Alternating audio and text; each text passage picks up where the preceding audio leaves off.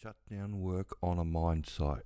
Welcome to Australian Mining for New Starters, and in today's video I just want to run through quickly about how shutdown work works on a mine site. So how the resident manager or whoever's running the shutdown has to notify, in most states, the mines department that they're going to cease work on that area of the mine, and they're going to bring in a shutdown crew and they're going to do maintenance. The reason this is important is because a lot of people get confused about the difference between what you need for shutdown work and what you actually need for mining work.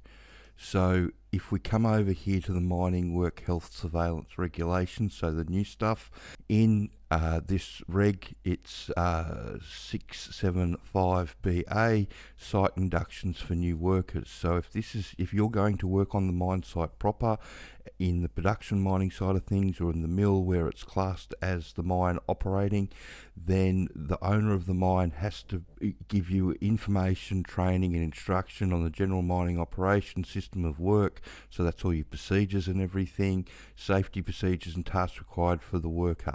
So this basically means that if you're going for an actual mining job, all the employers in the hard rock mines, this is the WA one, all the rest of the state mining inspectorates around the country have got something that's very similar to this in their regulations now, and it's all to improve safety, but it means that all the employers have to issue their own on-site equipment tickets and on-site procedures. And if you come over to our YouTube channel and if you type tickets in like we've done here, you'll see all my videos that I've done on tickets that explain it all. And the reason that they call it shutdown work is because they shut that area of the mine down, so this rule doesn't apply. So the standard rules apply to a normal workplace, and that's why as a shutdown worker you can go in and use the R2 equipment tickets and the civil equipment tickets on site, because technically while you're on site in that area, they've suspended mining in that area, so the extra rules that apply on the mine site for all the mining jobs don't actually apply, and that's why you can use your tickets and you can get in and out in 7 days. There's a lot of confusion. People think that shutdown work leads to mining production work. It doesn't. Unfortunately, shutdown work just leads to more shutdown work. And the reason for that is that you're doing a maintenance job opposed to a production mining job. There are a few people that jump from a shutdown job over to a mill, but that doesn't happen very often. The other problem that you've got when you do shutdown work for any length of time is the stigma that's attached to it, because unfortunately shutdown workers in the past don't exactly cover themselves with glory, and there's a lot of them have run amok on a lot of different mine sites, and their reputation precedes them.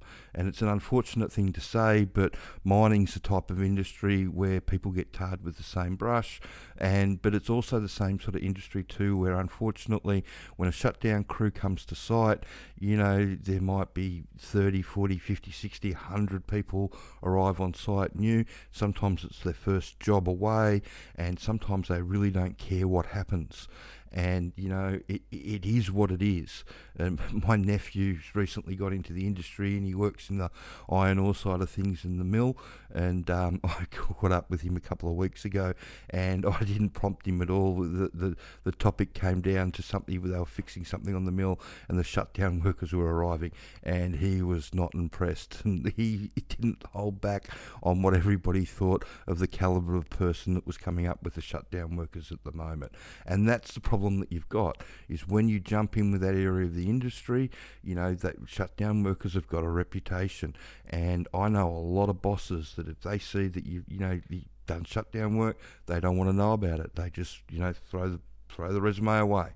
And it is what it is. If you want a production mining job, go and get a production mining job straight away.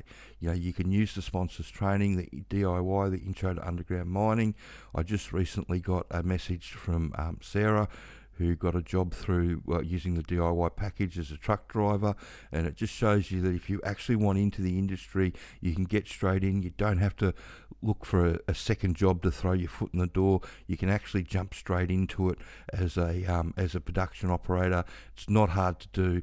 If you teach yourself how the mine works, then you've generally got something to offer the employers, and that's how you can do it.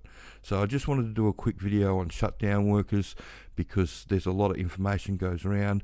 The same rules that apply to shutdown are normal standard rules that apply to every workplace in Australia, except for the mine site proper, where they use those extended rules to improve safety, where the owner of the mine and their representative is statutorily responsible for everybody underground. That's why they have to go and do first class mine managers certificates, and that's why they need shift bosses with shift boss certificates underground in WA and New South Wales and Tasmania, and I think South Australia as well.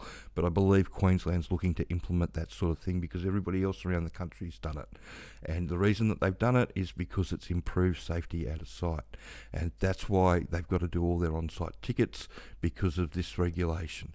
And like I said, when shutdown workers come in, this reg gets suspended, because you're not actually mining in that. They suspend mining. That's why they call it a shutdown, because they're shutting down the mining operation. And that's why they only want you in for 7 days, in and out, because they want their mining operation back up and running. And if they try and start their mining operation while they've got people up there that aren't properly inducted, then they can get into a shitload of trouble. So they either have to extend it out and leave it shut down, or they have to wind up the shutdown on time. And that's what my nephew was bitching about, basically, is the attitude of some of the shutdown workers, that if it took longer than 7 days, it didn't really matter. They didn't really understand the time frame and the time constraint and the pressure to actually get it done in the 7 days, or the time allotted that they were having the shutdown. And yeah, there's a lot of pressure on you to get it done, because if you've got to extend it out a day, it could be costing millions and millions of dollars to the company. So anyway, I just wanted to do a video on shutdown work, just to let people know the difference between the shutdown side of things and the mine site proper, and why you can go in on shutdown with these tickets, and why you can't into a mining production job. So I hope that makes sense. If you've got any more questions, please send them through, and if you could share this video around and like and subscribe to the channel. Thanks.